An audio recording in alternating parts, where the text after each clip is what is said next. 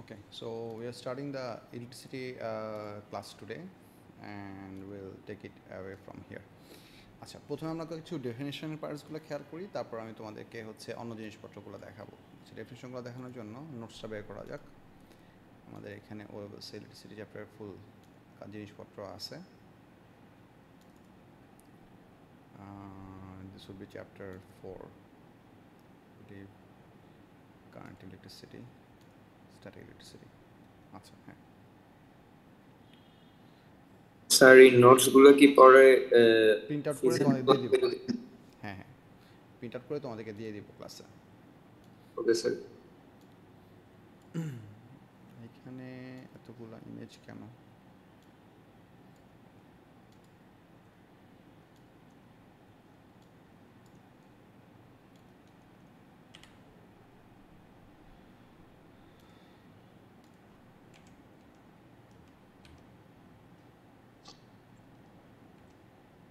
আচ্ছা, এখানে সব কিছু একসাথে আছে ইলেকট্রিসিটি 22 পৃষ্ঠার note. So this will work for our purpose very well. এটা থেকে পড়ানো শুরু করি। এটা তোমাদেরকে পরে প্রিন্ট করে তোমাদের ওয়ার্কশিটের সাথে একসাথে দিয়ে দিব। So nothing to worry about. এটা হচ্ছে আমাদের ও লেভেলসের, আর এটা হচ্ছে 26 26 26। হ্যাঁ, ঠিক আছে, perfect.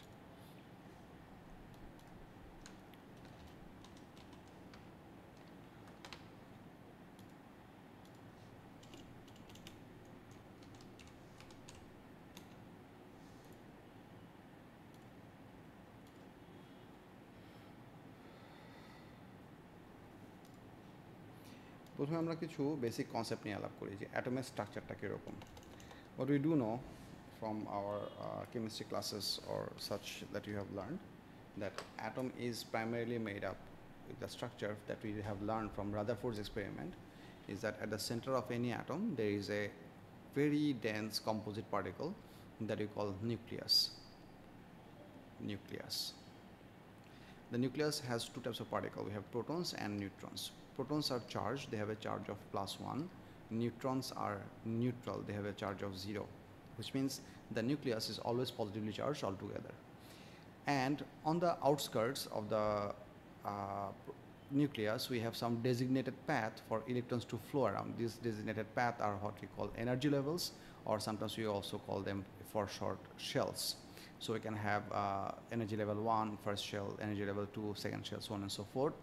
And there are some certain maximum number of electrons that there can be in different shells, which you can find out by the formula 2n square. For example, first shell we can have 2 electrons, second shell we can have a maximum of 8, so on and so forth. And the way we define the name of a certain element necessarily comes from how many protons are there in the nucleus. So how many protons are there defines the element. এবং এই জিনিসটা আমরা খুব clearly একটা জিনিস খেয়াল করি যে আমাদের পিরিয়ডিক টেবিলে যে এলিমেন্টগুলো আছে, এক নম্বর এলিমেন্টের নাম হচ্ছে হাইড্রোজেন। হাইড্রোজেনের অ্যাটমিক সিম্বল হচ্ছে নিউক্লিয়েট সিম্বল হচ্ছে এরকম। নর্মালি আমরা হাইড্রোজেনকে শুধু এইচ দিয়ে লিখি। So what this goes on to mean that হাইড্রোজেনের সেন্টারে একটা প্রোটন আছে, কোনো নিউট্রন নাই, এবং তার আউটার শেলের ইলেকট্রন আছে হচ্ছে একটা। সো একটা নিউট্রাল হাইড্রোজেন অ্যাটমের টোটাল চার্জ হচ্ছে 0। কথাটা খুব ভালো করে খেয়াল করতে হবে। নিউট্রাল মানে হচ্ছে তার কোনো রেজাল্টেন্ট বা কিউমুলেটিভ চার্জ নাই। একটা নিউট্রাল হাইড্রোজেন অ্যাটমের টোটাল চার্জ হচ্ছে 0, কারণ এটার চার্জ হচ্ছে +1 আর ইলেকট্রনের চার্জ হচ্ছে -1। আমরা দুইটা নাম্বারকে যদি অল টুগেদার অ্যাড করি, we get a total of 0। Similarly next যে এলিমেন্টটা আমাদের পিরিয়ডিক টেবিল আছে, দ্যাট ইজ কল হিলিয়াম। হিলিয়ামের সিম্বল হচ্ছে He। হিলিয়ামের নিউক্লিয়েট সিম্বল হচ্ছে 2,4। এই 2টা রিপ্রেজেন্ট করা হচ্ছে আমাদের অ্যাটমিক নাম্বার, আর 4টা রিপ্রেজেন্ট করা হচ্ছে ম্যাস নাম্বার অথবা nucleon number. This is the sum of proton and neutron. So this would mean at the center of the helium nucleus we have 2 proton plus 2 neutron. And if we have a neutral helium atom on the outer shell, we're going to have 2 electrons, one on the top, let's say one on the bottom, to opposite side, because electrons are negatively charged, they repel each other. So এটা charge হচ্ছে -1, এটা charge হচ্ছে -1। এই দুইটা প্রোটনের total charge হচ্ছে 2 × +1। So মোট মিলে যদি আমরা সাম করি, এই সিনারিওতেও নিউট্রাল অ্যাটমের টোটাল চার্জ হবে হচ্ছে 0। Interesting part that whenever we say some object or an object that is made up with atoms necessarily, or everything is made up with atoms, whenever we say an object is necessarily neutral, it basically means that the object has equal number of protons and electrons in it. Protons are located at the nucleus. They cannot be detached, they cannot be removed, they cannot be moved. They are perfectly stuck within the nucleus like a glued object. But electrons, especially the outer shell electrons, can become detached from the atom. Now, as per the property of the atoms, certain atoms are more prone or more willing to give up electrons. For example, group 1, 2, and the metal atoms, they want to give up electrons pretty easily to achieve octet state on the outer shell layer. And certain other elements, for example, group 7, group 6, they want to receive electrons and to have octet stable state on the outer shell layer. So whenever a certain object will be receiving electron, or if an object gives away electron, there will become an imbalance in their total number of proton and total number of electrons. So if the number of electron is more than the number of protons, this would necessarily mean, এই কথাটা ভালো করে খেয়াল করেন, within an object, if we have more negative charge than positive charges, it means some electrons from the outside, from any other object, has come to enter into this object. Only electrons can move from one object to the other object. Positive charges, or namely protons, cannot move from one place to another place. So if an object has to become charged, there has to be movement of electrons and electrons only. So if an object receives some electron, it becomes negatively charged. It means now we have a bigger number of electrons in the object compared to the proton numbers. Or if an object has to become positively charged, it necessarily means that some electron has left away from this object. So overall, the object has become positively charged because now the proton number is somewhat more compared to the total number of electrons within the object. So takeaway from this discussion is that charged particles can only happen by the movement of electrons. Addition of electrons to a neutral object makes it negatively charged. Removal of electrons from a neutral object makes it positively charged. This same concept can be also, so আমি যদি এটাকে এভাবে so এখানে আচ্ছা একে দেখানোর কিছু নাই, এটা একটা নর্মাল আইডিয়া। ইন্টারেস্টিং আরেকটা জিনিসটা মনে রাখতে হবে যে if we are provided with an already positively charged object, মনে করো আমাদেরকে একটা পজিটিভলি চার্জড অবজেক্ট দেওয়া হলো, if we want to make it neutral, তাহলে কি করতে হবে বলেন তো? আর ইলেকট্রন অ্যাড করব, আর ইলেকট্রন অ্যাড করতে হবে, এক্স্যাক্টলি। যে কয়টা পজিটিভলি চার্জ আছে এখানে, মনে করো let's say there are 20 extra protons. Now 20 extra proton কথাটার মানে এইটা না যে 20 এক্সট্রা প্রোটন বাইরে থেকে আসছে। 20 extra proton যদি আমরা কোনো সময় বলি, it means that currently this object in such a state that somehow by some physical or chemical or electric process, somehow this object has lost 20 of its electron to something else, which means currently there are 20 extra electrons, 20 positive charges. To make the object neutral, we have to add equal number of electrons to this object so that the total number of proton and electron can become equal. So neutrons don't have any play in that total calculation of charge because neutrons do not have any charge of their own. So in charge calculation, neutrons are simply not necessary to be considered at all whatsoever. So if we want to make a positive charge into neutral, we have to add some electron.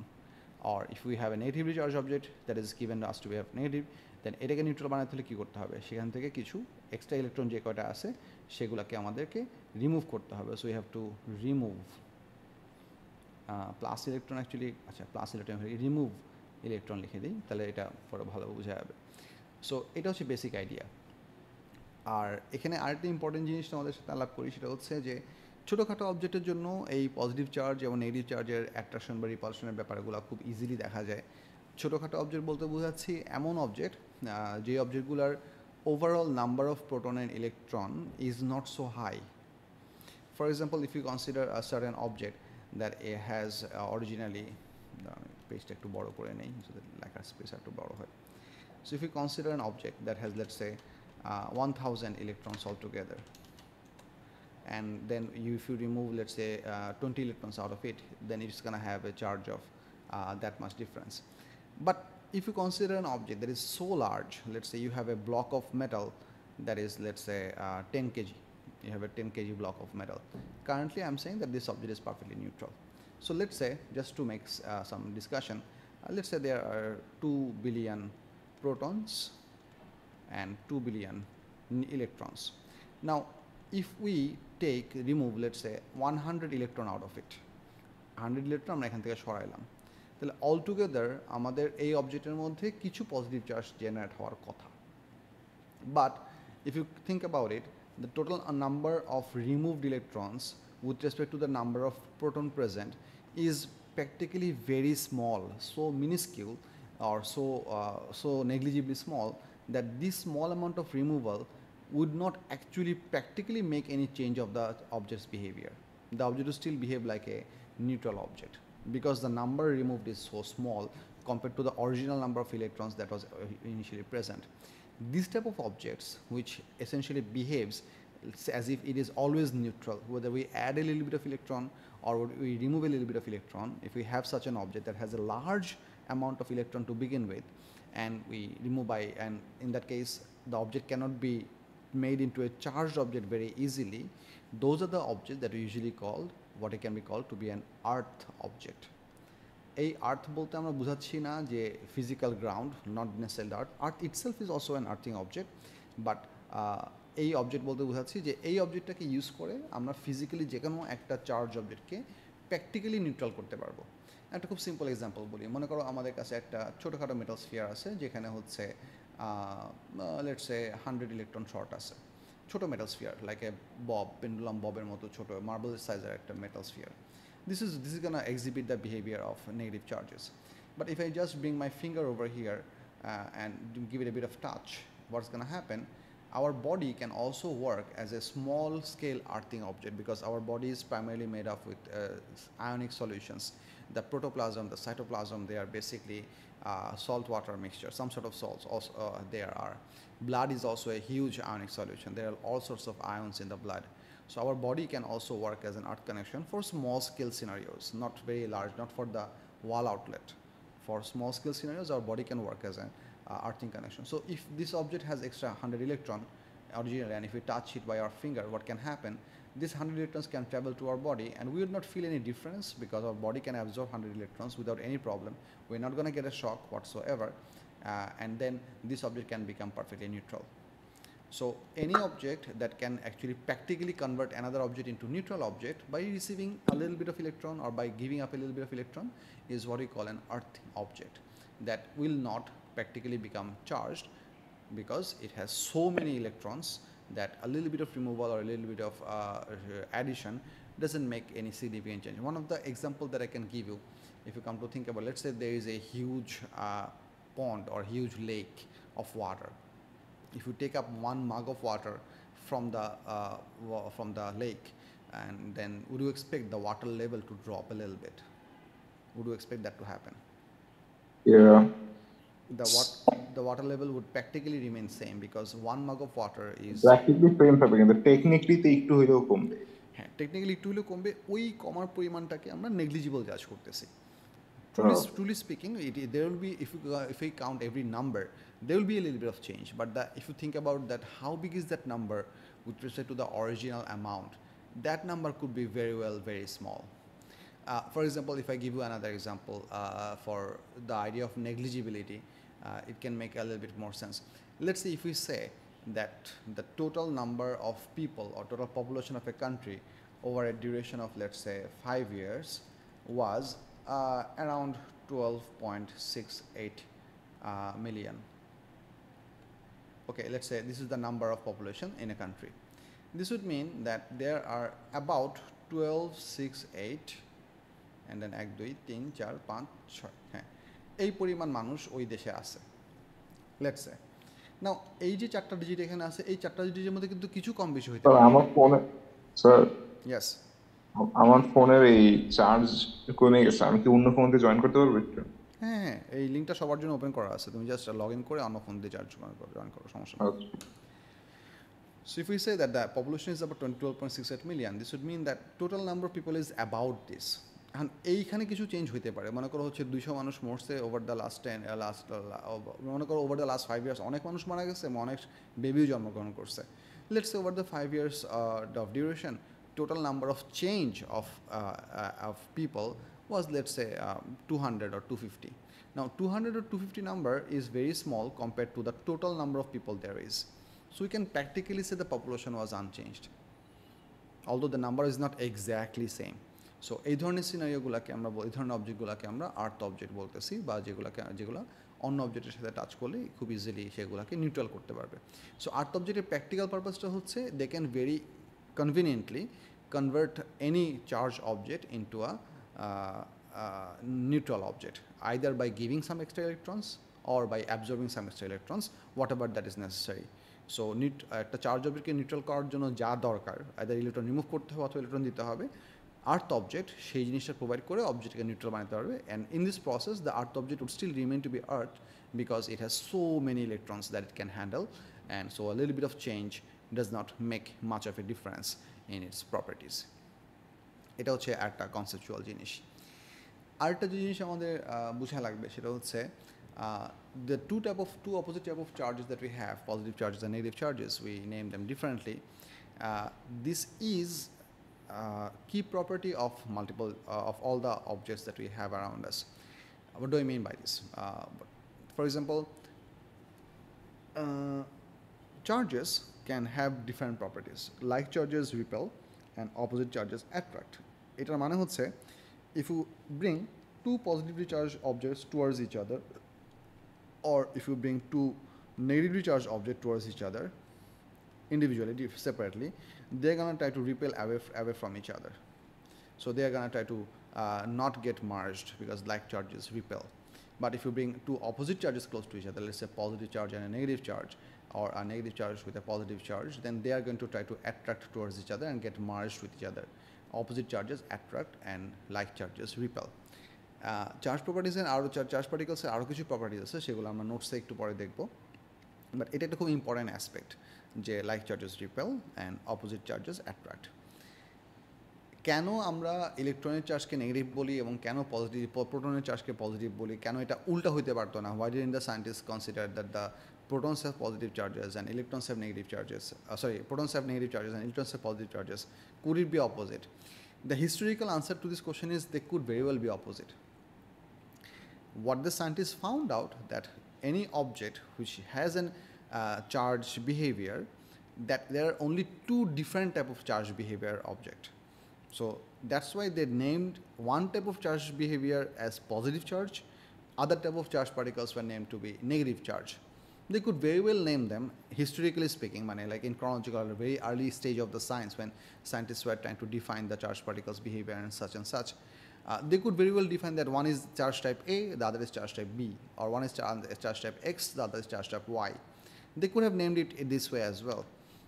Scientists decided at that time that one type of charge is going to be called positive charge, the other type of charge is going to be called negative charge. So এই positive আর নেগেটিভের মধ্যে এই আইডিয়াটা দেওয়াই হয়েছে because it was historically understandable, যাতে করে দুইটা মানে নাম্বারকে অ্যাড করলে মোট মিলে তুমি আলটিমেটলি জিরো পাইতে পারো, because zero was representative of a neutral object. তো এই নেমিংটার মধ্যে কোনো সিগনিফিক্যান্ট কোনো মানে স্পেসিফিসিটি নাই।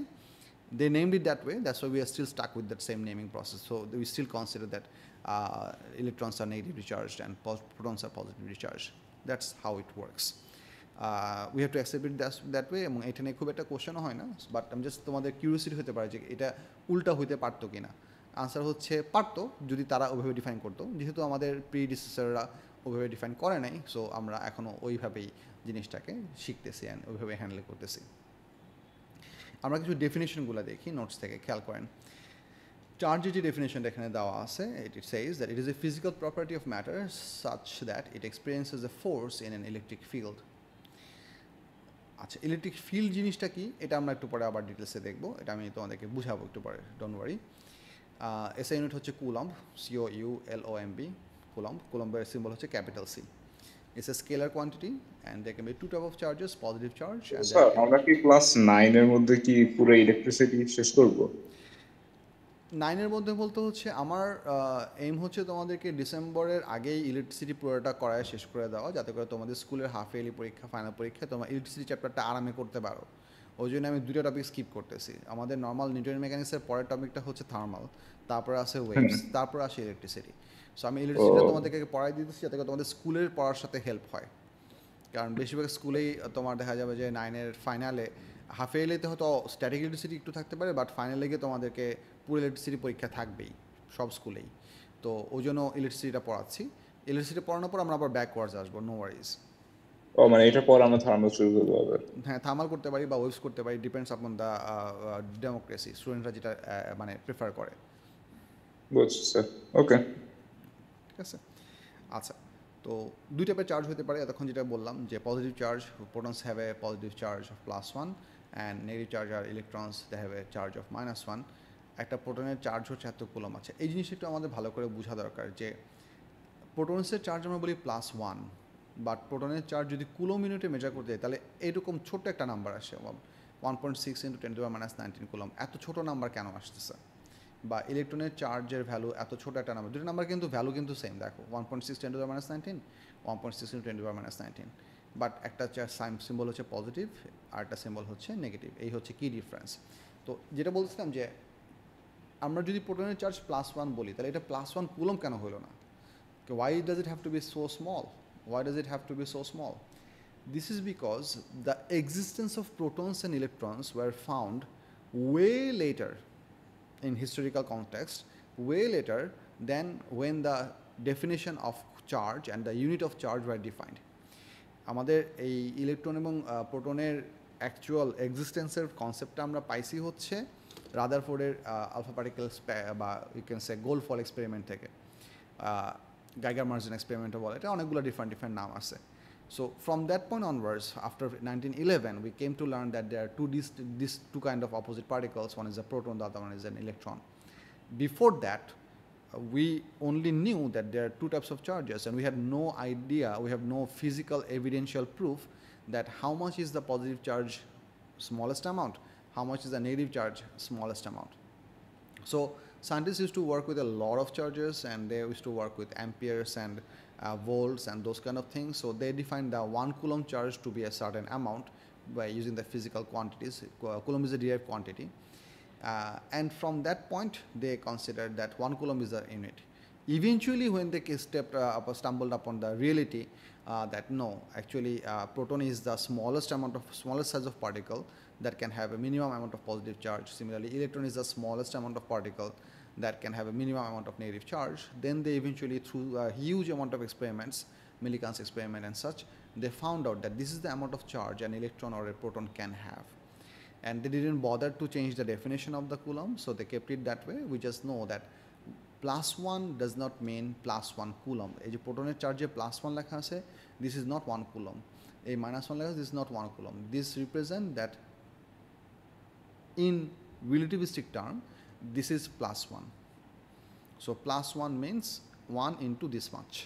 -1 means 1 into this much, which means if I give you a bit of an example, let's say if you have a sodium ion in a plus, এখানে plus চিহ্ন আছে একটা সোডিয়াম আয়নের টোটাল চার্জ হবে positive 1.6 into 10 to the power -19 coulomb. But if you have let's say calcium ion, so Ca2 plus, calcium ion charge হবে হচ্ছে 2 into plus 1.6 into 10 to the power -19 coulomb. If you have an aluminum ion, aluminum is 3 plus, so ওটার charge হবে হচ্ছে 3 into plus 1.6 into 10 to the power -19 coulomb. একটা জিনিস দেখেন, charge হিসেবে লেখার সময় আমি বারবারই প্লাস সাইনটাকে ইউজ করতেছি, এবং এটা আপনাদেরকেও ইউজ করতে হবে, বিকজ চার্জের যেহেতু দুটা ডিফারেন্ট টাইপ আছে, পজিটিভ চার্জকে মিন করার সময় ম্যাথমেটিক্সের মতো এটাকে ব্ল্যাঙ্ক রাখা যাবে না। We have to physically write the plus sign two represent it is the positive charge. Likewise যদি আমরা নেগেটিভ চার্জের particle, for example chloride ion Cl minus, এটার চার্জের অ্যামাউন্ট হবে হচ্ছে 1 into negative 1.6 into 10 to the power -19 coulomb. তুমি যদি আরেকটা অক্সাইড আয়ন চিন্তা করেছে O2 মাইনাস, অক্সাইড আয়নের চার্জ হবে হচ্ছে 2 into -1.6 into 10 to the power -19 coulomb. So এই জিনিসটা একটু বোঝা লাগবে যে আমাদের যে ইন্ডিভিজুয়াল পার্টিকেলসগুলোর যে চার্জের ম্যাগনিটিউড কুলম্ব ইউনিটে, সেটা আমরা 1, 2, -1, -2, +1, +2 বললেও এটা কুলম্ব অ্যামাউন্টে কনভার্ট করতে হলে এই কনস্ট্যান্টটা দিয়ে মাল্টিপ্লাই করতে হবে। This is what you call the elementary charge. This are smallest value of charge in an atom. So minimum যতটুকু চার্জ আমরা ফিজিক্যাল ওয়ার্ল্ডে এক্সপিরিয়েন্স করতে পারি। কুলম্বের অ্যাকচুয়াল ডেফিনেশন কি? কুলম্বের অ্যাকচুয়াল ডেফিনেশন আসবে হচ্ছে আমাদের ভোল্টস থেকে এবং হচ্ছে তোমার ওয়ার্ক ডানের ফর্মুলা থেকে। So coulomb is defined as joule per coulomb. Sorry, কুলম্বের ডেফিনেশন আসে হচ্ছে অ্যাম্পিয়ার থেকে আর টাইম থেকে। কুলম্বের ডেফিনেশন আমি বলতেছি, কুলম্বের মানে চার্জের ডিফাইনিং ইকুয়েশন হচ্ছে এইটা। চার্জ কোয়ান্টিটিটার ডিফাইন ইকুয়েশন হচ্ছে Q equals to IT. So এটা হচ্ছে আমাদের চার্জের ডিফাইনিং ইকুয়েশন। তো এখান থেকে তুমি যদি 1 কুলমকে সাবজেক্ট করো, 1 coulomb can be written as the product of 1 ampere into time হচ্ছে 1 সেকেন্ড। সো এখান থেকে আমরা 1 কুলমকে ডিফাইন করি। সো ওয়ার্ডে বললে জিনিসটা এরকম হতে পারে, the amount of charge that moves within 1 second when the current is 1 ampere is 1 coulomb. Oh, okay. বুঝা গেছে? হ্যাঁ। সো হিস্টোরিক্যালি যেহেতু সায়েন্টিস্টরা মানে শুরুর দিকে হচ্ছে চার্জের ফ্লো নিয়ে বেশি কাজ করছে, ওই জন্য তারা অ্যাম্পিয়ারটাকে বা কারেন্টটাকে হচ্ছে বেস কোয়ান্টিটি হিসেবে ডিফাইন করছে। বাট তুমি যদি মানে স্ট্রাকচারালি চিন্তা করো যে চার্জকে তো তাহলে বেস কোয়ান্টিটি ধরা উচিত ছিল, কারেন্টকে কেন ধরছে? ওয়েল, কারেন্টকে তারা আগে ডিফাইন করে ফেলছে, পরে এগুলো আর তারা চেঞ্জ করে নাই, because that work perfectly well. So we define current as the base quantity and charge was defined as the derive quantity. বলো। তাহলে আপনার এই যে চার্জ জিনিসটা কি তাহলে আমরা কনসিডার করতেছি যে খালি একটা ফোর্স ইন এ ওয়ে? না, তাহলে চার্জ যে জিনিসটা, এটার ফিজিক্যাল ডেফিনেশনটা অনেকটা কমপ্লিকেটেড, বাট তোমাদের লেভেলের জন্য আমরা যে জিনিসটা ডিফাইন করি সেটা হচ্ছে একটা হচ্ছে এই definition, it is the physical property of matter such that it experiences a force in electric field. Electric field জিনিসটা কি সেটা একটু পরে বলতেছে। আমি ইন জেনারেলি যদি তোমাকে বলি, তুমি চার্জকে এভাবে চিন্তা করতে পারো that it is the imbalance of proton number and electron number within an object. Okay, ঠিক আছে? এখন আমরা প্রোটন নাম্বার ইলেকট্রন নাম্বারের ডিফারেন্স দিয়ে আমরা চার্জের প্রপার্টিটাকে ডিফাইন করতেছি। But if you want to মানে কি বলে এটারে intuitively understand what the charge actually is, it is actually one of the fundamental properties of objects which give rise to one of the fundamental forces in the universe, which is called the electromagnetic force. যেমন অবজেক্টের mass থাকার জন্য অবজেক্টটা হচ্ছে gravitational force experience করে, সিমিলারলি অবজেক্টের charge থাকার জন্য অবজেক্টটা electrical and magnetic force or combined electromagnetic force experience করতে পারে। So it's a very specific property of the object.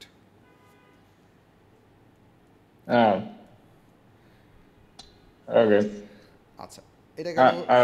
হ্যাঁ বলো। আর আমরা ফিজিক্যাল ক্লাসেস কি তাহলে নেক্সট উইক থেকে শুরু হবে, নাকি এই জিনিসটা শুকাতে সময় লাগবে আরো? কোনটা? এই চিকেন পক্সটা ফিজিক্যাল ক্লাসেস থেকে কবে থেকে শুরু হবে স্যার? শুধু এই উইকটাই আমি হচ্ছে এক্সক্লুসিভলি অনলাইন ক্লাস নিয়েছি। নেক্সট উইক থেকে তোমরা ফিজিক্যাল ক্লাস করতে পারবা। বুঝছি। ওকে, আচ্ছা, এরপরে প্রপার্টি যেটা বলে দেওয়া আছে দেখেন, like charges repel plus plus or minus minus, they are gonna repel and unlike charges attract, for example like this. But এখানে খুব ইন্টারেস্টিং একটা জিনিস আছে, দেখেন এখানে চার্জ পার্টিকেল দুটো ম্যাগনিটিউড কত দেওয়া আছে, +1 -1 এই নাম্বারগুলো রিয়েলিস্টিক না। But what I want to understand that এইখানে দুইটা ফোর্সের ভ্যালু দেওয়া আছে 10 নিউটন 10 নিউটন।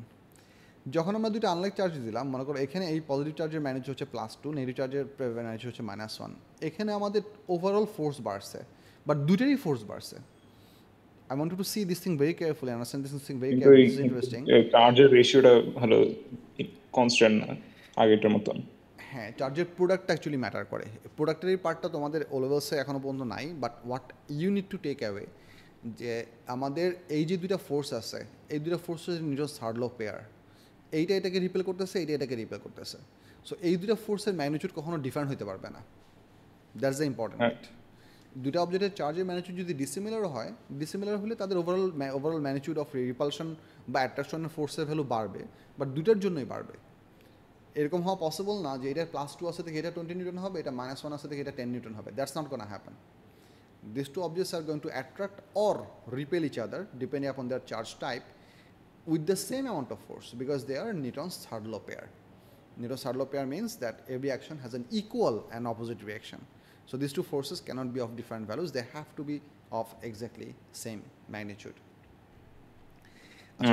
ইলেকট্রিক ফিল্ডের ডেফিনেশনটা একটু আমরা দেখি। ইলেকট্রিক ফিল্ড জিনিসটা বলতে আমরা কি বুঝি? ইলেকট্রিক ফিল্ড আমরা চার্জের ডেফিনেশন ইউজ করছিলাম, বাট ওখানে আমি আলাপ করি নাই বিকজ ইলেকট্রিক ফিল্ডের কনসেপ্ট একটু বুঝা। কিন্তু স্যার আমাদের ওই যে আগে চার্জের যে রেশিওটা, ওটা যদি আমাদের ইকুয়াল যদি না হয় আর যদি প্রোডাক্টের উপরে যদি সিম্পলি ডিপেন্ডেন্ট হয়, তাহলে আমরা ডিডিউস করব কিভাবে যে এখানে ফোর্স সেম হওয়া সত্ত্বেও আপনার ওই রেশিওটা ইকুয়াল না? আচ্ছা, এইটা ডিপেন্ড করবে হচ্ছে তোমাদের এই ম্যাথমেটিক্যাল ক্যালকুলেশনটা কোনো তোমাদের সিলেবাসে করতে দিবে না, কারণ কুলম্বসের ল যেটা দিয়ে আমরা হচ্ছে এই চার্জের ম্যাগনিটিউডটা, ফোর্সের ম্যাগনিটিউডটা বের করি, এই ফর্মুলাটা তোমাদের ও লেভেল সিলেবাসে নাই। But what you oh just need to understand, মানে এটা থেকে টিচাররা যে ধরনের কোশ্চেনগুলো করে, যে তোমাকে মনে করো 4টা ডিফারেন্ট এমসিকিউ অপশন দিছে, 2টাতে হচ্ছে সিমিলার ভ্যালু দিছে, 2টাতে হচ্ছে ডিসিমিলার ভ্যালু দিছে, আবার হচ্ছে বাকি 2টার মধ্যে একটাতে দিছে হচ্ছে একই ডিরেকশনে 2টা ফোর্স, আরেকটাতে দিছে হচ্ছে অপোজিট ডিরেকশনে 2টা ফোর্স। তো এখন তোমাকে বুঝা বাই করতে হবে যে অ্যাট্রাকশন হবে না রিপালশন হবে, and you have to choose the option where you have equal magnitude of forces irrespective of their individual charge amount. একটা চার্জ যদি প্লাস, হ্যাঁ, ডাইরেকশনটা কি will they face each other? if they are of opposite charges then they are going to face each other, they are going to be attractive. If they are of the same type of charge, দুটা যদি plus বা দুটা যদি negative হয়, then they have to repel away from each other. So আচ্ছা direction depend করবে হচ্ছে তাদের টাইপ অফ চার্জের উপর, যেটাকে অনেক সময় আমরা পোলারিটি বলি। Polarity is a term that means the type of charge. আর যদি কিন্তু ম্যাগনিটিউড সবসময় সেম হতে হবে, ম্যাগনিটিউড কোনো সময় আলাদা হওয়ার উপায় নেই। সো পরীক্ষা অনেক সময় তোমাকে অ্যারো হেডের লেংথ দিয়ে এটা জাজ করতে বলে। সো ফর এক্সাম্পল পরীক্ষা যদি তোমার কোন সময় এরকম ফিগার দেয় যে এখানে দুটো চার্জ পার্টিকেল আছে, এটা প্লাস প্লাস, এটা একটা প্লাস, এটার ফোর্স দিচ্ছে হচ্ছে বড়, এটা ফোর্স দিচ্ছে হচ্ছে ছোটো, তাহলে তুমি এটা চুজ করতে পারবা না, because this two forces cannot be of inequal length. Charge amount বড় ছোট যাই হোক না কেন, মানে ফিগারটা ইনঅ্যাকুরেট হবে টেকনিক্যালি। এক্স্যাক্টলি। এখানে ডিরেকশন ঠিক আছে, দুইটা ফোর্স রিপালসিভ দেখানো আছে, বাট একটা ফোর্স বড় দেখা গেছে, একটা ফোর্স ছোট দেখা গেছে, so this is not gonna be acceptable. Acceptable হইতে হলে কি ওই আপনার লেন্থটা ইকুয়াল হইতে হবে, কিন্তু উপরে যে চার্জের ইটা ইকুয়াল না হইলেও চলবে। এক্স্যাক্টলি। মানে এখন ঠিক আছে, কারণ টেকনিক্যালি লেন্থটা ইকুয়াল। ইয়েস, এখন ঠিক আছে। তো ম্যাগনেটিজম কিভাবে কাজ করে এরকম যদি হয়? ম্যাগনেটিজমের মধ্যে কি আপনার হচ্ছে ইলেকট্রিসিটির উপর dependent? Technically yes, technically yes. Magnetism আমরা পরের চ্যাপ্টারে দেখবো। ম্যাগনেটিজম ইজ বেসিক, তারপর যেহেতু কোশ্চেন করলে আমি অল্প একটু আনসার দিই, সেটা হচ্ছে যে magnetism is basically an exhibit property of moving charge particles. So আচ্ছা চার্জ পার্টিকেল যদি স্টেশনারি থাকে, they by default only produces an electric field and they do not produce anything else. But whenever charge particle starts to move with respect to the observer, along with the electric field, they also produces a magnetic field. Magnetic field then comes their additional property. So moving charge পার্টিকেলের behaviour হচ্ছে magnetic field. এখন তুমি একটা জিনিস চিন্তা করতে পারো এরকম, সেটা হচ্ছে লেটস সে অ্যাটমের মধ্যে যে নিউক্লিয়াস আছে, এই নিউক্লিয়াসের মধ্যে তো সব, এর জন্য কি মেটালরা শুধুমাত্র ম্যাগনেট হইতে পারে?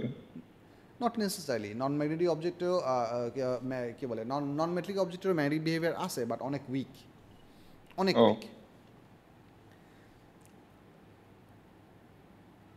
ওকে। যেমন আমি জিনিস বলছিলাম যে মনে করো এটা হচ্ছে অ্যাটমের স্ট্রাকচার, ঠিক আছে? তো নিউক্লিয়াসের মধ্যে তো সবগুলো প্রোটন আর নিউট্রন এক জায়গাতে ক্লাম্পড আপ, এদের মুভমেন্ট নিয়ে কোনো কথাবার্তা বলার সুযোগ নাই। But if you think about the electrons, what we have learn that electrons actually orbit around the whole orbit, they হ্যাঁ কন্টিনিউয়াসলি রোটেট মুভিং। করে। হ্যাঁ, তাহলে এই ইলেকট্রনগুলো তো মুভ করতেছে, তাহলে এই ইলেকট্রন একটা ম্যাগনেটিক ফিল্ড জেনারেট করবে, এই ইলেকট্রন একটা ম্যাগনেটিক ফিল্ড জেনারেট করবে, আবার এদিকে আরও আরও আরও অনেকগুলো ইলেকট্রন আছে, এরাও কিছু ম্যাগনেটিক ফিল্ড জেনারেট করবে। তাহলে ওভারঅল ম্যাগনেটিক বিহেভিয়ারটা কেমন হবে? এই ওভারঅল ম্যাগনেটিক বিহেভিয়ারটা স্পেসিফিক 3টে এলিমেন্টের জন্য অনেক স্ট্রং বা imbalanced, you can say. It doesn't cancel out perfectly. They are called iron, cobalt and nickel.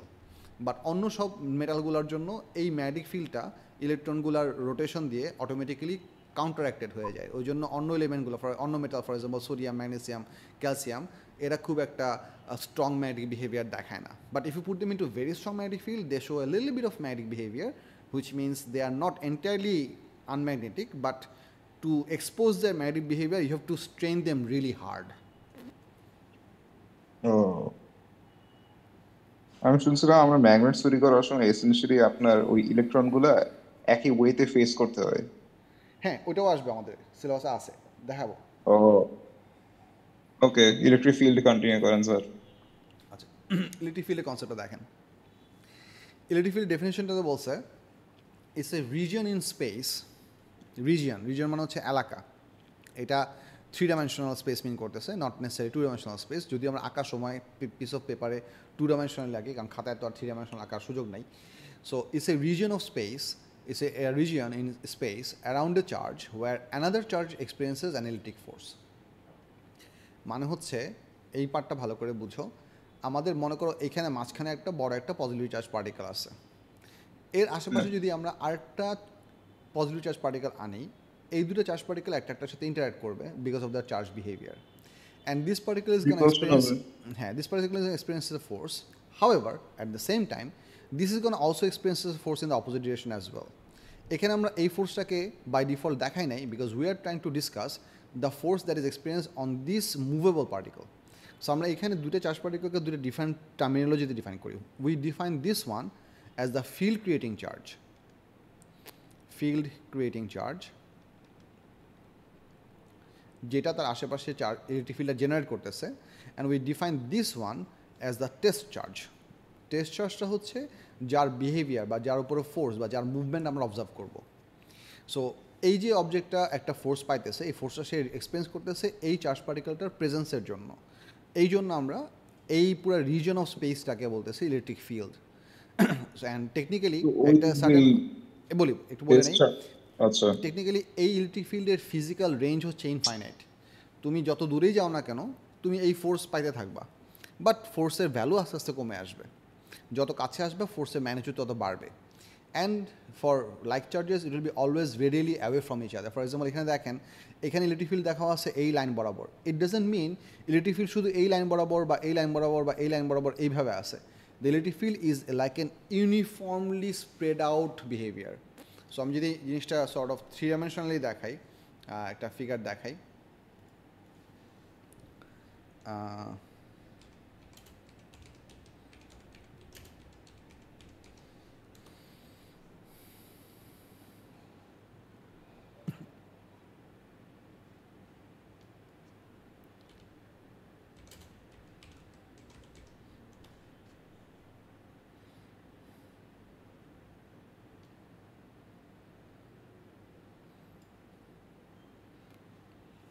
can't seem to find any of those images. দাঁড়াও দেখাচ্ছি এক minute.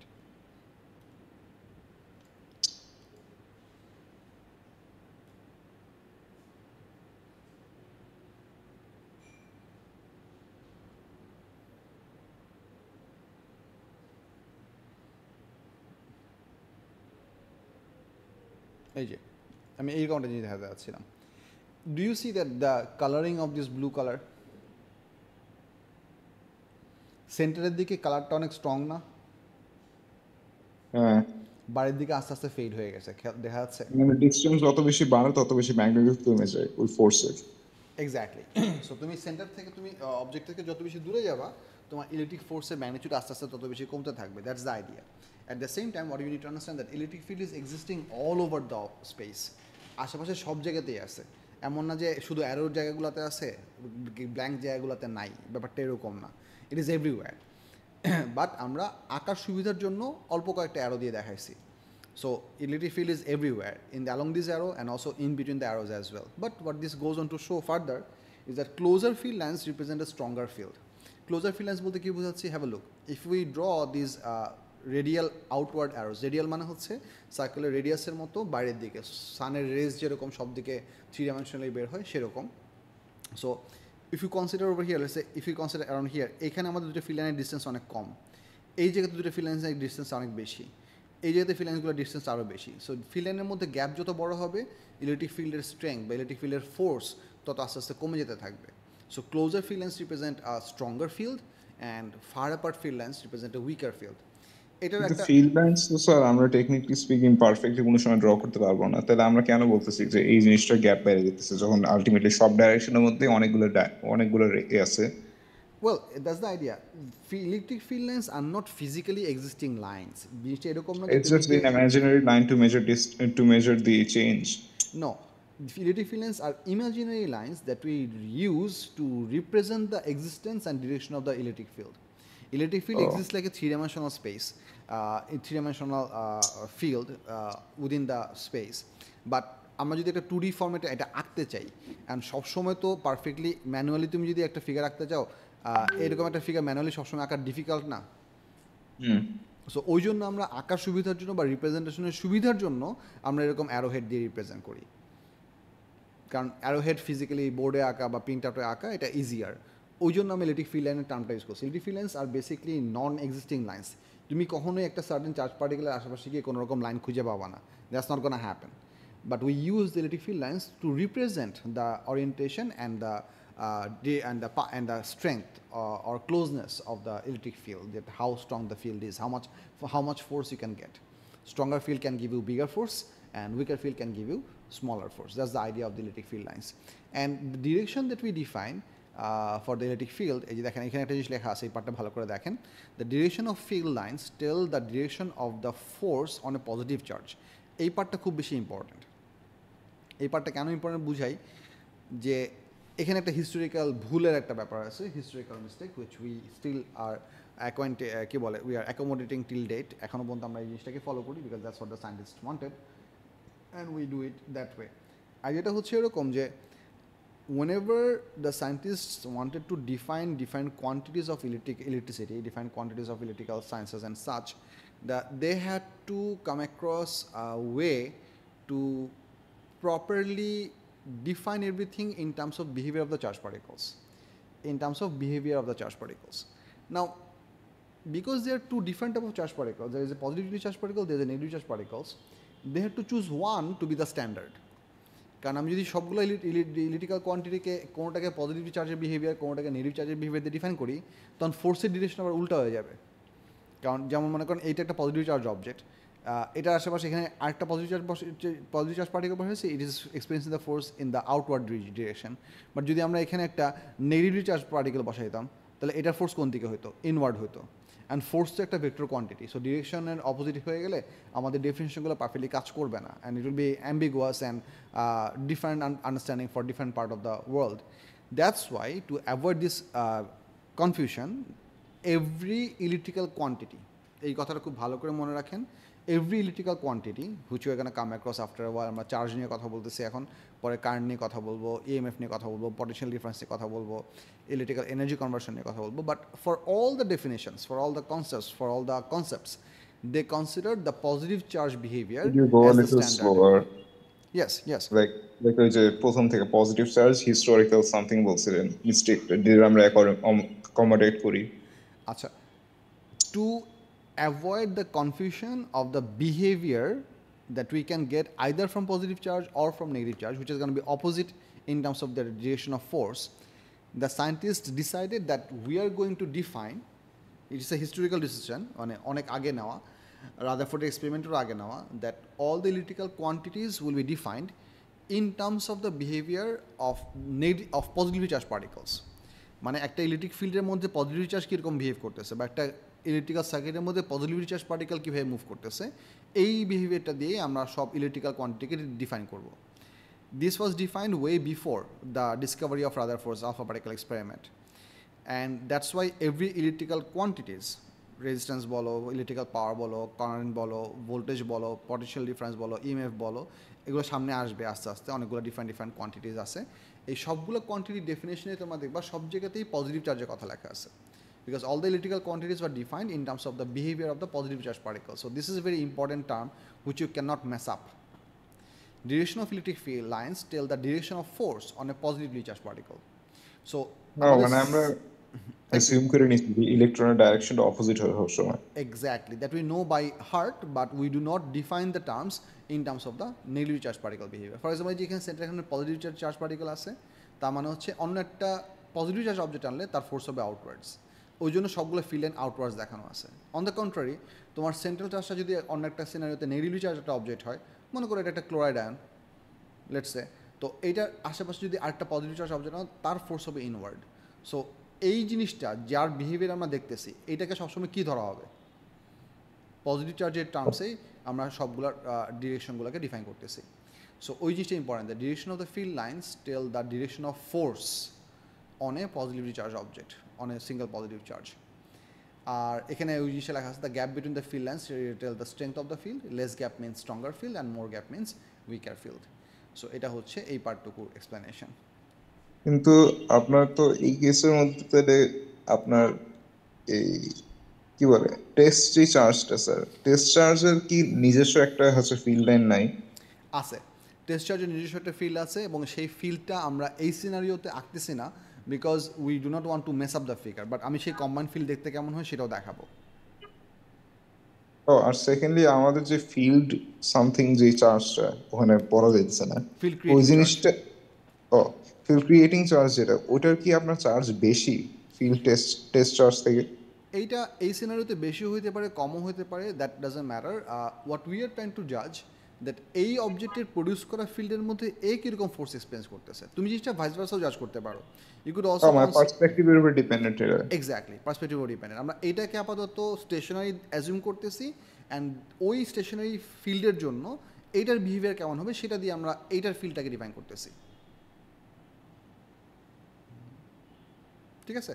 So test charge is the one that we observe, so this is observed, and field creating charge is the one that is there, just there, so that is just considered stationary usually. So এটা এখানে আসে, এটা একটা আশেপাশে field generate করছে, ওই ফিল্ডের জন্য টেস্ট চার্জ কীভাবে মুভ করতেছে সেটা আমরা দেখব। আচ্ছা, এরপরে পার্টে যদি দেখেন যে আমাদের এতক্ষণ আমরা যে জিনিসটা নিয়ে কথা বলছিলাম এই দুটো ছিল হচ্ছে point charges, which means they were considered to be particle very small of negligible volume, but if you have spherical objects we can have electric field lines like this. What is really important to understand in these two figures compared to the other one, দেখেন electric field line শুরু হয়েছে surface থেকে outward গেছে, বা এই field লাইনগুলো বাইরে থেকে এসে সারফেসে এসে শেষ হয়ে গেছে। This is very important because charge of A charge object only exists on the surface. Charge does not exist at the bottom, on the inside. You might wonder এটা কেমনে বা এটা কেন। এটার রিজনটা হচ্ছে এরকম, like charges always repel each other and they would always prefer to keep the maximum amount of gap in between them. That's why electric field lines will never enter inside the surface of a physically three-dimensional objects. এখানে যেহেতু আমরা use করছি, কি বলে, perfectly sphere use করছি, ওই জন্য আমাদের ফিল্ড লাইনগুলো পারফেক্টলি সারফেস থেকে বের হয়েছে, where the angle that the field lines produce with the surface in every single location is perfectly 90 degree. এই অবজেক্টটা যদি একটা র্যান্ডমলি শেপের অবজেক্ট হতো, for example we have one of those objects at the bottom. আচ্ছা না, এখানে দেখানো হয় নাই, তোমাদেরকে অন্য একটা ছবি দেখাই, লেট মি শো ইউ।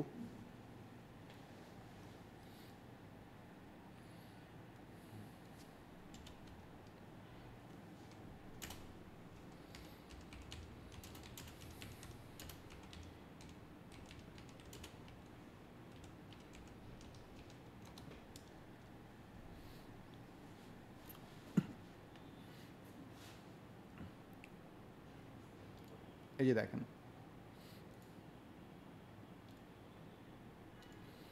এই ফিগারটা দেখেন, it's very interesting one. If we have an object, এইটা আমি পরে আলাপ করতেছি, এখানে ফোর্সের অনেকগুলো ডিফারেন্ট পার্টস আছে, this is part of a different discussion, এটা নিয়ে আপাতত আলাপ করতেছি, এটা পরে আলাপ করবো, এটা আসবে আমাদের ডিসকাশন একটু পরে দেখাবো। এই ফিগার দুটা দেখেন, if we have an object of this kind of an egg-shaped object which is positively charged, there is a tendency for the positively charged particle charge to be more concentrated on the sharp corner and less concentrated on the more rounded corners, and all the positive charges are located on the surface. So এই জায়গায় electric fieldsটা অনেক stronger, এই জায়গায় electric fields তুলনামূলক weaker.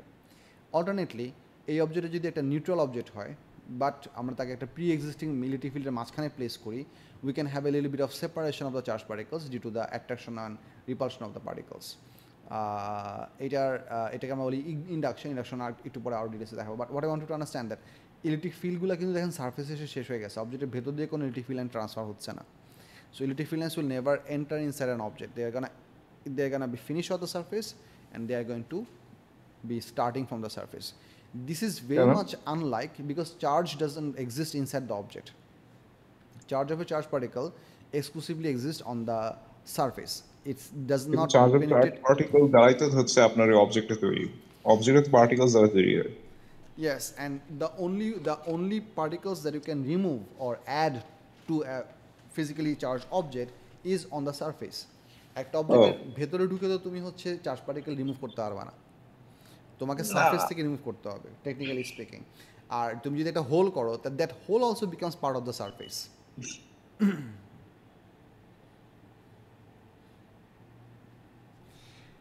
So ওই জন্য আমাদের এইরকম নন ইউনিফর্ম অবজেক্টের ফিজিক্যাল ডাইমেনশন হলে এরকম ডিফারেন্ট শেপে ইলেকট্রিক ফিল্ড হওয়া পসিবল। এখানে এই ফোর্সগুলোর মানে কি সেটা একটু আমি তোমাদেরকে দেখাই। Have look over here. এইখানে দেখেন whenever we have, আচ্ছা এই ফিগারটা অ্যাকচুয়ালি পারফেক্ট না, সো এটা একটু বুঝতে কষ্ট হয়, আমি তোমাদেরকে পারফেক্ট একটা ফিগার নিয়ে দেখাই, দাঁড়ো। Let's consider one of this object. Maybe this one. This is a good figure. তোমাদের সিলেবাসেরই মনে হয় কোশ্চেন এটা।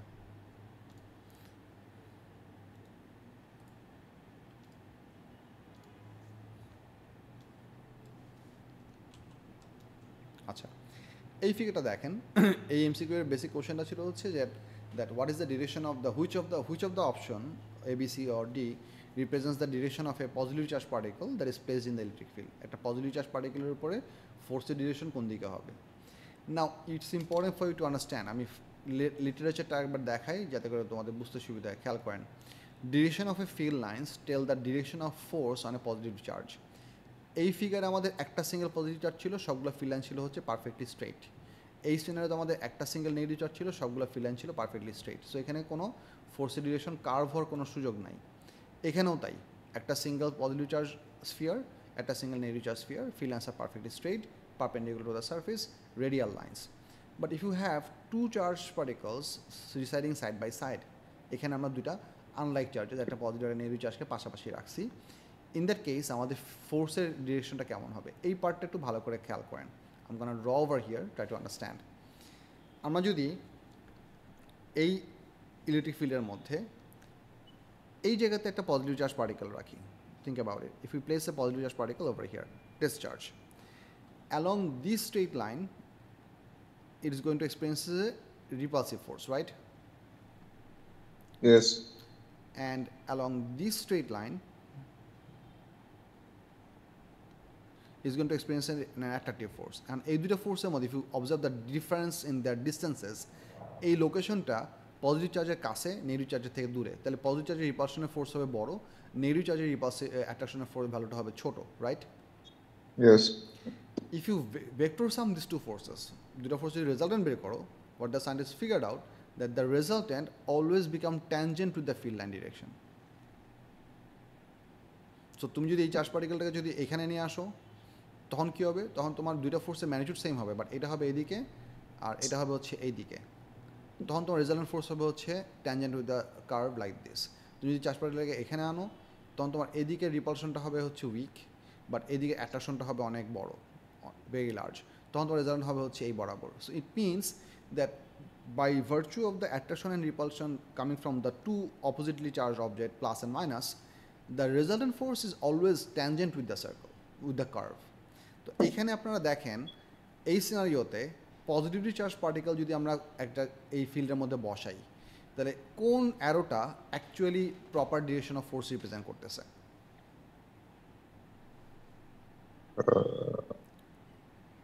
বলতে পারবো না। I'll help. First, you need to see that which of these arrows are tangent with the curve. আচ্ছা, তাহলে এ Or B. আচ্ছা, D and C are not tangent with the curves. Are they tangent with the curves? দেখো ডিটাকে কিন্তু আমরা হচ্ছে শোয়াই দিছি, হ্যাঁ, সিটা ডেফিনেটলি ট্যানজেন্ট না। সো এই দুইটা প্রথমেই বাদ। আচ্ছা, এখন তোমার চিন্তা করা লাগবে যে যদি আমাদের প্লেস করা পার্টিকেলটা পজিটিভলি চার্জ পার্টিকেল হয়, তাহলে সে এই পার্টিকেল থেকে রিপেলড হইতো, এই পার্টিকেলের দিকে মুভ করতো, right? Yes. Now, among these two arrows, which one is showing a force that is repelled by this one? B. B is the correct response. And তুমি একটা জিনিস চিন্তা করতে পারো, তাহলে এই ফিল্ড লাইনটা এখানে অর্ধেকে গিয়ে শেষ হয়ে গেছে কেন? Field lines are always continuous lines. They are non-ending. There is no open end of the field line. এই ফিল্ড লাইনটাকে যদি আমরা বড় করে আঁকি, এই ফিল্ড লাইনটা হয়তো এইখান দিয়ে এত বড় করে আঁকতে হবে। আমরা চাইলে এখানে আরও একটা ফিল্ড লাইন আঁকতে পারতাম আরও বড়, আরও একটা ফিল্ড লাইন আঁকতে পারতাম আরও বড়। অ্যান্ড সব ফিল্ড লাইন আঁকতে গেলে তো অনেক বড় স্পেস দরকার। এই স্পেস রিকোয়ারমেন্টটাকে অ্যাড্রেস করার জন্য আমরা কয়েকটা ফিল্ড লাইন হচ্ছে মিষ্টি কোনার মতো, পাম্পকিনের ইয়ার মতো, শেপের মতো কিছু ফিল্ড লাইন হচ্ছে আমরা ক্লোজ রাখি, আর কয়েকটা ফিল্ড লাইন্সকে আমরা ওপেন রাখি, just to represent those field lines exist, but for the sake of space constraint আমরা ওই ফিল্ড লাইনগুলোকে পুরোপুরি ক্লোজ করতেছি না। কিন্তু স্যার এই কেন হয় না? Because the question for which this MCQ was developed said that we have placed a positively charged particle on the field. এই হয়তো যদি আমরা একটা নেগেটিভ চার্জ পার্টিকেল বসাইতাম, কারণ এই পার্টিকেলের ডিরেকশন কোন দিকে দেখো, এইটা আলটিমেটলি ঘুরে কোন দিকে যাওয়ার চেষ্টা করতেছে, পজিটিভ পার্টিকেলের দিকে যাওয়ার চেষ্টা করতেছে না? সো এইটা যদি একটা নেগেটিভ চার্জ পার্টিকেল হতো তাহলে এটা কারেক্ট আনসার হতো। This question Oh. Was set for what will be the direction of force মানে পজিটিভ চার্জ পার্টিকেল, ওই জন্য বি হচ্ছে কারেক্ট আনসার। বাট কোশ্চেনে যদি বলে কোনো সময়, লেটস সে কোশ্চেনে যদি কোনো সময় বলে that which of the options A B C or D shows the actual direction of force on a negatively charged particle, ওইটার আনসার তখন এ হইতে পারতো। But the force will always be tangent with the curves, always. Okay, so that's the important bit. So এখানে ওই জিনিসটা দেখানো আছে যে এখানে আমাদের ইলেকট্রিক ফিল্ডের চয়েস যখন আমরা করবো আমাদেরকে খেয়াল করতে হবে এই কটা জিনিস, যে আমাদের কারের ডিরেকশন ঠিক আছে কিনা, পজিটিভ থেকে বের হয়ে নেগেটিভে মিট করছে কিনা, গ্যাপ সাইজ ঠিক আছে কিনা, এবং রেডিয়াল ফিল্ড লাইন্স, রেডিয়াল বলতে হচ্ছে সারফেস থেকে নর্মালি স্টার্ট হয়েছে কিনা। So this is very important that all the field lines should start from the surface. এখানে আমরা মোরলেস ইকুয়াল ম্যাগনিটিউডের চার্জ নিয়ে কাজ করছি, that's why the field this fields are pretty much uniform. However if we have non-uniform charge of the two spheres, then the field lines can become a little bit crooked or non-uniform. এটা দেখতে কীরকম সেটার example কিছু দেখাচ্ছি, দেখেন। For example, if we have a charge particle scenario that looks something like this. ঘিজি বিজি প্রচন্ড বের করতেছি আমি বাবা, বড় করে বের করতেছি, দেখেন। Just take your time and have a look.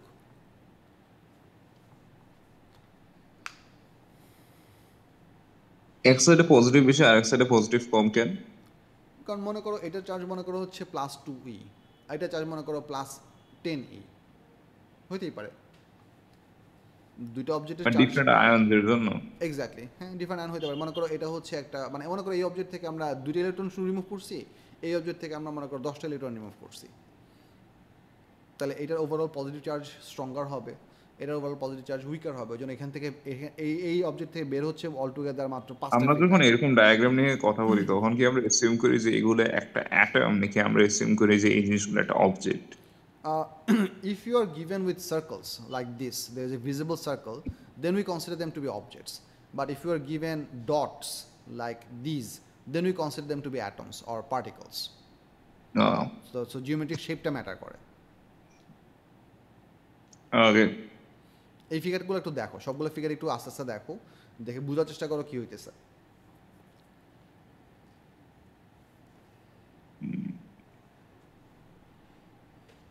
আগে বুঝছি।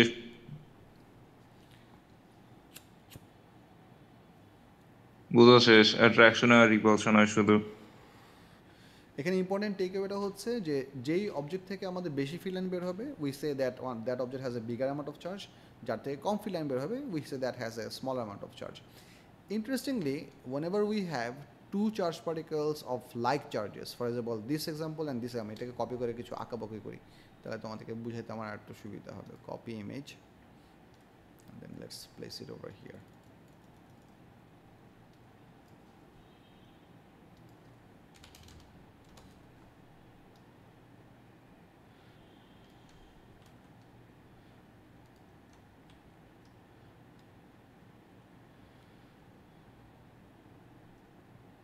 ওকে, একটা জিনিস দেখেন, আমরা যদি এই ফিগারের এই জায়গাতে একটা পজিটিভ চার্জ পার্টিকেল রাখি, তারপর ফোর্সটা কোন দিকে হওয়ার কথা? অ্যাবাউট এইদিকে হওয়ার কথা। যদি এখানে একটা পার্টিকেল রাখি এই বরাবর হবে, যদি এখানে একটা পার্টিকেল রাখি তাহলে এই বরাবর হবে, যদি এখানে একটা পার্টিকেল রাখি তাহলে এই বরাবর হবে, positive charge particle. What if we place an object exactly over here? একটা পজিটিভ চার্জ পার্টিকেলকে যদি আমরা এক্স্যাক্টলি এখানে রাখি, তাহলে আরো বেশি রিপালশন হবে। No, in that case the resultant force would become 0, because this is going to repel it to the right, this is going to repel it to the left, and this is such a location which is slightly closer to the weaker charge, slightly farther away from the stronger charge. By such a ratio, mathematical part is not really required for your level, that over here the resultant force can become 0. কিন্তু আমরা তো assume করতেছি যে ওই রেশিওটা আপনার এরকম হবে। এবং এরকম একটা লোকেশন অ্যাকচুয়ালি এক্সিস্ট করে। হ্যাঁ, এবং লাইক চার্জ পার্টিকেলসের যদি আমরা কমন ফিল্ড জাজ করি, সেই কেসে এই লোকেশনটাকে আমরা বলি হচ্ছে নিউট্রাল পয়েন্ট। নিউট্রাল পয়েন্ট মানে হচ্ছে এই লোকেশনে আমাদের যে কোনো একটা চার্জ পার্টিকেলের উপর রেজাল্টেন্ট ফোর্স হবে 0। This is equally applicable for this location as well. এখানে যদি আমরা একটা পজিটিভ চার্জ পার্টিকেল রাখি, এই পার্টিকেলের অ্যাট্রাকশন আর এই পার্টিকেলের অ্যাট্রাকশন, দুইটা স্ফিয়ারের অ্যাট্রাকশনের ম্যাগনিটিউড ইকুয়াল হবে। বাট এই ধরনের কোনো লোকেশন এই দুই ফিল্ডের মধ্যে আবার নাই। এই ফিল্ডের মধ্যে কোনো রকম নিউট্রাল পয়েন্ট নাই, এই ফিল্ডের মধ্যে কোনো রকম নিউট্রাল পয়েন্ট নাই। নিউট্রাল পয়েন্ট তুমি কারণ এগুলো অপোজিটলি চার্জ। এক্স্যাক্টলি, এগুলো অপোজিটলি চার্জ। যে কোনো জায়গাতে রাখো না কেন, positive charges will be attracted towards the negative charge, negative charges will be attracted towards the positive charge. They will always be some force whatsoever. কিন্তু আপনার ওই যে সেকেন্ড ডায়াগ্রামের মধ্যে আচ্ছা না, আমি কোয়েশ্চেনই ভুলে গেছি। ও হ্যাঁ, নাম্বার আরেকটা এই নাম্বার যে 1 2 3 4, তাহলে কথা বলতে সুবিধা, বলো। সেকেন্ডটাতে আমি যদি অবজেক্টটা কি টাচ করবে ওই নেগেটিভ অবজেক্টগুলো অরে, যে পজিটিভ একটা অবজেক্ট দিয়ে দিই ওই নেগেটিভগুলোর মধ্যে নাম্বার 2-তে, হ্যাঁ, ultimately they are gonna try to move towards the negative charge object and they are gonna try to get merged with the positive charge object, yes. If you do not কিন্তু stop it তার anyhow, then they are going to eventually travel to the negative charge and get merged with it. কিন্তু ওরা তো technically রিপালশনও তো experience করবে না, কারণ ওরা তো টেকনিক ক্লোজার অনেক বেশি, দুইটাই নেগেটিভলি চার্জ হওয়া সত্ত্বে। না, এখানে কোনো রিপালশন নাই। For হ্যাঁ, this field, you cannot use the term repulsion whatsoever, because whenever we are trying to define the electric field behavior, we describe them in terms of positive charges. In terms of positive charges. So এটাও একটা negative charge, এটাও একটা negative charge. So তুমি মাঝখানে যে কোনো জায়গাতে positive charge বসো না কেন, all that you are gonna experience is attraction. Only in this location, the two attractions being equal, they are going to produce a neutral point. But every other place, if you অন্য যে কোনো জায়গায় বসাও, neutral point থেকে তো ওরা closure আসতে যাবে না, রাইট? না, কেন? কারণ তুমি যদি এখানে যদি রাখো, ফর এক্সাম্পল আমি যদি এই জায়গাতে রাখি মানে নিউট্রাল পয়েন্ট বরাবর, তাও তোমার এদিকে একটা ফোর্স থাকবে, এদিকে একটা ফোর্স থাকবে। The object is going to still going to have a resultant force like this. It's going to try to approach towards the neutral point. And যদি একটুখানি বাম দিকে সরে যায়, তাহলে আলটিমেটলি সে বেন্ড করে এদিকে ঢুকবে। একটুখানি যদি ডান দিকে সরে যায়, তাহলে আলটিমেটলি সে বেন্ড করে এখানে ঢুকবে। হচ্ছে But you're only going to have attraction over here. You're only going to have repulsion over here. এই ধরনের একটা ফিগার এক্সপ্লেন করার সময় অ্যাট্রাকশন টার্মটাই লেখা যাবে না। এই ধরনের একটা ফিগার এক্সপ্লেন করার সময় রিপালশন টার্মটাই লেখা যাবে না। বুঝা যাচ্ছে? হ্যাঁ, কিন্তু ওরা কি টেকনিক্যালি এক্সপিরিয়েন্স করে না তার মানে? না, like charges attract and opposite charges repel. Sorry, like charges repel, opposite charges attract. So no. কিন্তু ওই যে লাইক চার্জেস গুলো তো টেকনিক্যালি অনেক বেশি ক্লোজ হয়ে যাইতেছে ওই কেসে। Oh, do these particles they themselves repel each other or not? That's your question. হ্যাঁ হ্যাঁ হ্যাঁ হ্যাঁ, ওটাই বলছি এতক্ষণ ধরে। Sorry. They do. They essentially do repel each other. For the sake of understanding the behavior of the thing, we are once again considering these two particles are, let's say, held stationary by physically confining them within that location. কোনো না কোনোটা মেকানিজমে তাদেরকে আমরা ওখানে আটকায় রাখছি। তবে এমন কি কোনো কেস আছে যেখানে এই দুইটা অবজেক্ট মানে এটা পজিটিভ অবজেক্টের সাথে হলো মার্জ হওয়ার চেষ্টা করার পরও একে অপরকে ওরা হচ্ছে রিপেল করতেছে, যার ফলে এই জিনিসটা পসিবল হয় না?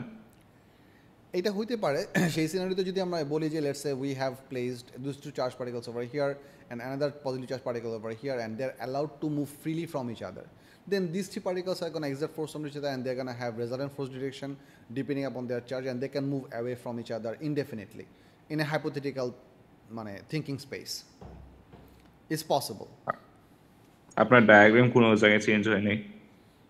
না, ডায়াগ্রাম চেঞ্জ হবে বলতে কি, সেক্ষেত্রে পার্টিকেলগুলো যদি আরও দূরে চলে যায়, তোমার এই যে মাঝখানে যে মানে অ্যাপ্রক্সিমেট কলিশন টাইপের একটা যে বেন্ড দেখতেছে, এই বেন্ডটা আস্তে আস্তে কমে আসবে।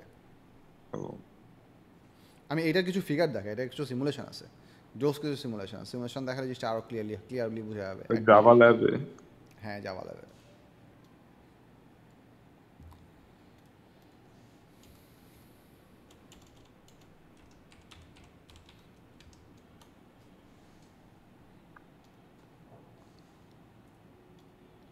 ফেটাও আছে, জাভা ল্যাবেও আছে, ও ফিজিক্সও আছে। সবগুলোই বের করি একটা একটা করে দেখাতে কোনটাতে ইজিলি বোঝা যায়।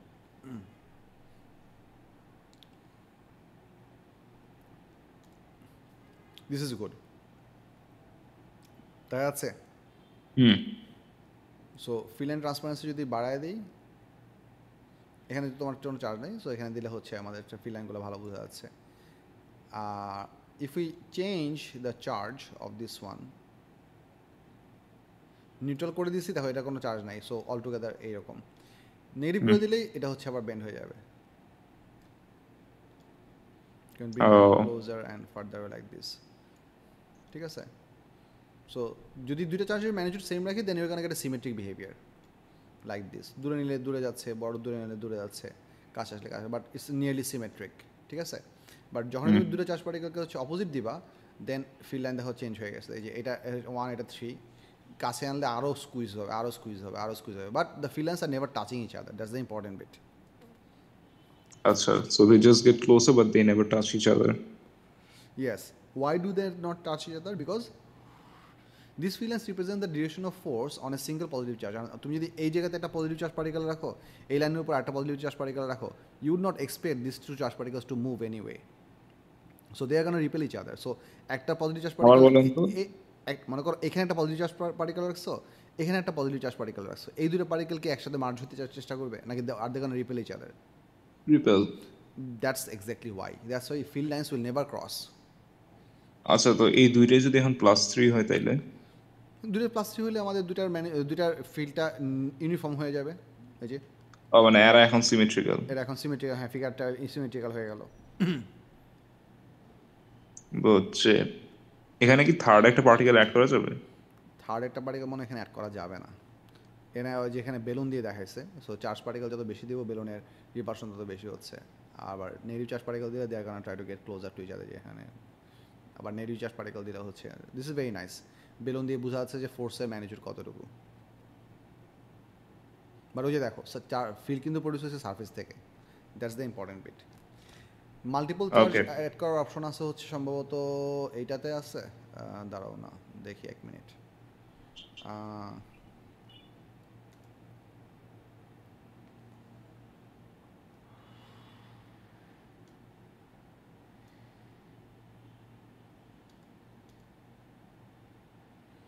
এটা তো হচ্ছে এটা দাঁড়াও, electric field and potential.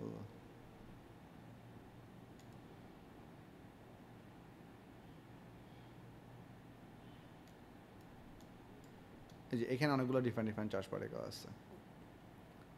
So let's say আমরা এখানে চুজ করতে পারবো দুইটা লাইক চার্জেস যদি দেই তাহলে এরকম বুঝা যাচ্ছে?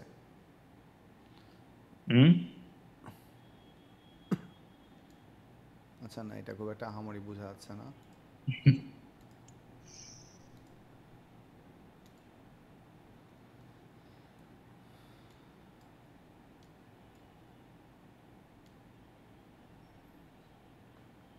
এই অ্যারোহেডগুলো হচ্ছে আমাদের ইন্ডিভিজুয়াল ভোল্টেজের প্রপার্টিজ। থার্ড একটা অবজেক্ট যদি দেই এখানে, তুমি জিনিসটা জিজ্ঞেস করলা, সো সেটার ফিল্ড আনলে সেটা হবে হচ্ছে এরকম। এটা আবার রিমুভ করে দিতে পারবো, এই যে। সো সামহাট ওভার, এই যে দেখো এখানে নিউট্রাল পয়েন্ট জেনারেট করছে, দেখছো? এই আর যদি এটাকে একটু তো ওখানে একটা নেগেটিভ দেন তো ওই নিউট্রাল পয়েন্টে। নিউট্রাল পয়েন্ট নেগেটিভ দিব, দাঁড়াও পারফেক্ট নিউট্রাল বানায় নেই। অ্যারোহেডটা পুরো ইনভিজিবল হইতে হবে। ইনভিজিবল হয়ে গেছে?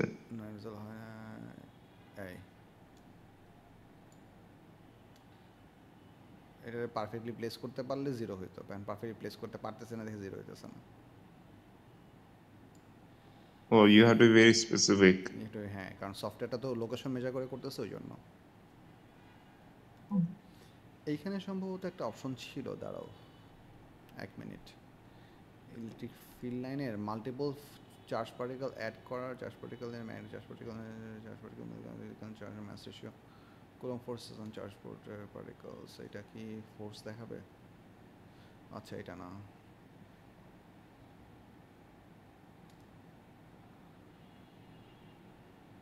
না এটা কুলম্বস ল দিয়ে আমাদের কাজ নাই।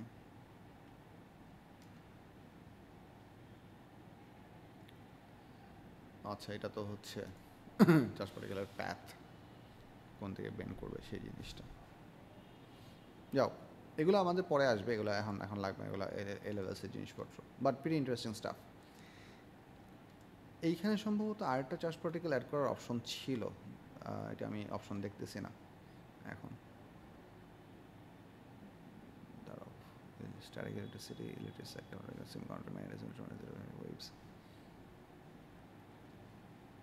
আচ্ছা এনিওয়ে বাদ দাও, এটাই ঠিক আছে। This is a very good figure and it does the job. So এই হচ্ছে ইলেকট্রিক ফিল্ড লাইনে নিয়ে মোট কথাবার্তা, যেগুলো আমাদের সিলেবাসের জন্য বোঝা লাগবে। সো এখানে এই জিনিসটা দেখানো আছে। আচ্ছা, আরেকটা জিনিস হচ্ছে, if we have to charge plates facing each other which are parallel to each other, in that case for the in between space we can have parallel field lines. Parallel field line মানে হচ্ছে about এইটুকু জায়গার মধ্যে আমাদের electric ফিল্ডের strength equal. তুমি একটা charge particle এখানে বসালে সে যতটুকু ফোর্স পাবে, এখানে বসালেও একই ফোর্স পাবে, এখানে বসালে একই ফোর্স পাবে, এখানে বসালে একই ফোর্স পাবে। বাইরের দিকে যত যাবো তত আমাদের ফিল্ড লাইনটা আস্তে আস্তে আস্তে আস্তে উইকার হবে, কারণ হচ্ছে ওই রিপালশনগুলোর মানে এই ফিল্ড লাইনগুলো আস্তে আস্তে ছড়া যেতে পারবে। ইনফ্যাক্ট এখানে ফিল্ড লাইন দেখানো হচ্ছে শুধু ইন বিটুইন স্পেসের জন্য। টেকনিক্যালি স্পিকিং ফিল্ড লাইন্স কিন্তু এভাবে এক্সিস্ট করে, বাইরে থেকে বাইরের দিকে এক্সিস্ট করে, but those field lines are really wide apart from each other, as a result their strength is very weak. অনেক বেশি কম স্ট্রেংথ থাকার জন্য আমরা নর্মালি এই ফিল্ড লাইনগুলোকে আঁকি না, because we are not very interested about those, we are very interested about what happens of the in between space. So equal gap between the electric field lines represent that there is an uniform field and that gives you uniform strength of the force. এটা হচ্ছে আমাদের electric field নিয়ে মোট total কথাবার্তা। আচ্ছা, lastly যে জিনিসটা বলে আজকে ক্লাসে শেষ করব সেটা হচ্ছে charging insulators by means of friction. এই কনসেপ্টটা আমরা একটু বোঝার চেষ্টা করি। এখানে আমাদের এইটা ফ্রিকশনের পার্টটা আছে, ইন্ডাকশনের পার্টটা না। ইন্ডাকশনের পার্টটাও তোমাদের লাগবে, ইন্ডাকশনের পার্টটা আমি তোমাদেরকে ফিগার দিয়ে বুঝাবো। ফ্রিকশনের কি কনসেপ্টটা হচ্ছে এরকম, এই জিনিসটা তোমাদেরকে সিম্পল কিছু এক্সাম্পল দিয়ে বোঝাচ্ছি। এই জিনিসটা নর্মালি একটু বোঝার চেষ্টা করেন, শুনে না আমি কি বলছি, তারপর আমি এই জিনিসটা আবার পরে তোমাদের বুঝাবো। Let us consider two insulator objects for the time being. Let's consider one is a plastic rod, the other one is a, let's say, woolen cloth. Two insulator objects. Now, insulator objects do not have any free electrons in them, none whatsoever. তাদের কোনো রকম free electron নাই। তার মানে তারা necessarily হচ্ছে একটার সাথে নর্মালি টাচ করলে কোনো রকম ইলেকট্রন এক্সচেঞ্জ করবে না। But if we start to rub them one against each other, what is going to happen? Due to friction at their surface, there will be heat generated. This heat will be absorbed by the outer shell layer electrons of those insulator materials. Now you need to think about that if we want to free up an electron from its existing shell, we need to give it some energy. Given enough energy, and an electron can get enough energy that it can jump to a higher shell and higher shell or much higher shell, and eventually if given enough energy, the electron can become completely free or get out of the atom altogether. So if we rub these two things pretty strongly with each other, eventually the heat energy generated can excite some electrons so that they will become free. Now which electrons are going to become free, that depends upon what a term that we call electronegativity. Electronegativity তোমরা কেমিস্ট্রিতে পড়ছো কিনা I'm not sure, কারণ এটা একটা complex একটা idea, মনে হয় AESA এটার ডেফিনেশন আছে fully, but I am just going to use the term to make your sense better, that let's say the attraction towards owning an electron. মনে করো আমাদের একটা অবজেক্টের ইলেকট্রনের প্রতি অ্যাট্রাকশন হচ্ছে বাই ম্যাগনিটিউড অফ 5, আর একটা অবজেক্টের ইলেকট্রনের অ্যাট্রাকশন হচ্ছে বাই ম্যাগনিটিউড অফ 10। হ্যাঁ, আমাদের এটা করা আছে সামওয়াট পিরিয়ডিক টেবিল চ্যাপ্টারে। এক্স্যাক্টলি। সো এখন যদি আমি দুটা নন মেটালিক অবজেক্টকে যদি রাব করি, যার ইলেকট্রনের অ্যাট্রাকশন কম তার থেকে ইলেকট্রন আগে রিলিজ হয়ে যাবে। অ্যান্ড মনে করো আমাদের যে গ্লাস রড এবং হচ্ছে উলেন ক্লথ নিয়ে কথা বলতেছি, মনে করো দুটাকে রাব করতেছি। মনে করো উলেন ক্লথের অ্যাট্রাকশন ফোর্স হচ্ছে ইলেকট্রনের উপর বেশি, আর প্লাস্টিক রডের হচ্ছে আমাদের অ্যাট্রাকশন ফোর্স হচ্ছে কম। So whenever you're going to rub them at a certain temperature, after generating a certain amount of heat energy, the plastic rod electrons are going to be detached and they are going to be absorbed by the woolen duster or woolen cloth. As a result, the woolen duster would become negatively charged by absorbing extra electrons, and the plastic rod will become equally positively charged, and then they are going to start to attract each other. এই প্রসেসে আমরা একটা object থেকে আরেকটা অবজেক্টে electron transfer করতে পারতেছি। এই প্রসেসটাকে আমরা বলতেছি আমাদের চার্জিং বাই ফ্রিকশন। সো এইটা খুবই ইজিলি করা যাবে। এটা খুব ইন্টারেস্টিং কিছু এই ডেমো আছে, আমি একটা ডেমো দেখাই, তারপর আমাদের ক্লাস ছেড়ে দিচ্ছি।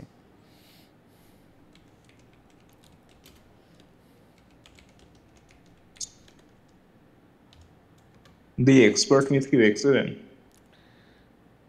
এই যে দেখেন,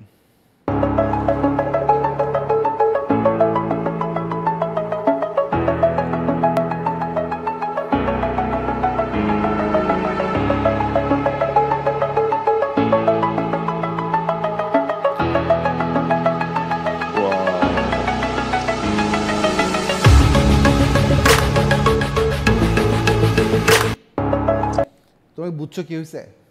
হ্যাঁ দিজ আর সাম প্লাস্টিক কি বলে পলিথিনের পিস কোনো লং স্ট্রিপ আকারে কেটে রাখা আছে for the sake of beautiful demonstration. এটাকে প্রথমে উলেন ক্লথ দিয়ে রাব করছে। একটা জিনিস খেয়াল করো, the teacher he is wearing some insulator gloves because the human body can work as a earthing object. Electronic অবজেক্টগুলো যাতে নিউট্রালাইজ না হয় সেজন্য সে একটা গ্লাভস পরে আছে। And then he puts it on the table and takes that woollen cloth and rubs that plastic. So মনে করো প্লাস্টিকটা এখানে পজিটিভ চার্জে চার্জ হয়েছে, ভেরি গুড। এরপর সে একটা প্লাস্টিকের টিউব নিচ্ছে, সেটাও প্লাস্টিক দিয়ে বানানো, সেটাকেও সে উলেন ক্লথ দিয়ে রাব করছে। তাহলে দুইটা প্লাস্টিক, এই স্ট্রিপগুলোও পজিটিভ চার্জে চার্জ হয়েছে, ওই টিউবটাও পজিটিভ চার্জে চার্জ হয়েছে।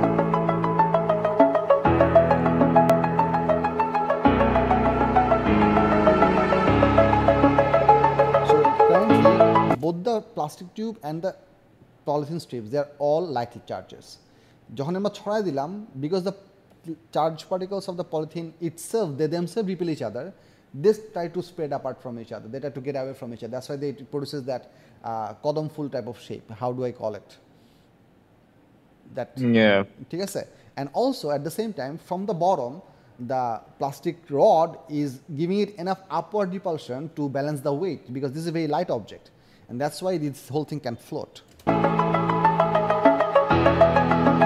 বুঝছি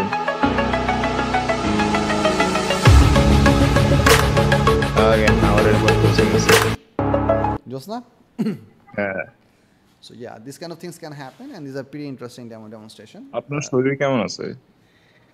আমার জ্বর নাই, জ্বর কমছে, আমার অনেকগুলো ব্লিস্টার শুকায় গেছে আলহামদুলিল্লাহ, আর কিছু ব্লিস্টার এখনও পুরোপুরি শুকায় নাই, যে কারণে আমি এই সপ্তাহে ক্লাস নিতেছি না। হোপফুলি বাই নেক্সট উইক আমার ব্লিস্টার শুকায় যাবে। আমি নেক্সট উইক থেকে স্কুলে যাব, আর নেক্সট উইক থেকে ওই জন্য ফিজিক্যাল, এই জন্য আজকে মানে এই উইকটা হচ্ছে স্টুডেন্টদেরকে আসতে মানা করছি।